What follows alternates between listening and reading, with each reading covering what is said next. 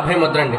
పద్మాసన అభయముద్ర అంటే అమ్మవారులతో సహితంగా స్వామివారి ఈ దేవాలయంలో మాత్రమే కూర్చొని మీకు దర్శనమిస్తారు. మిగిలిన నవజనార్దనలో ఈ 8 జనార్దనలో కూడా నుంచుని మీకు దర్శనమిస్తారు. ఈ నవజనార్దనలో 6వ జనార్దనంగా కపిలేశ్వరంలో కొలువై ఉన్న జనార్దన స్వామివారు మాత్రం మీకు కూర్చొని దర్శనమిస్తారు. ఎలా అంటే అమ్మవారులతో సహితంగా స్వామివారు ఇక్కడ దేవాలయంలో కమలాల మీద కూర్చుని ఉంటారండి. అమ్మవార్లిద్దరూ కమలాల మీద కూర్చుని ఉంటే స్వామివారు మాత్రం కమల మీద ఒక రాజరాజవారు సింహాసనం మీద ఒక ఉగ్ర రూపంలో ఎలా కూర్చుని ఉంటారో అలాగే ఇక్కడ స్వామివారు ఒక ఉగ్ర రూపం కింద మనకి దర్శనమిస్తారు. అంటే మొహం కళ అలా ఉంటుంది, ఉగ్ర రూపం కళ కింద ఉంటుంది. అలాగే పద్మాసనం మీద అంటే కమల మీద కూర్చుని అభయముద్ర చేతితో అభయముద్ర ఇస్తూ కూర్చుని ఉంటారు.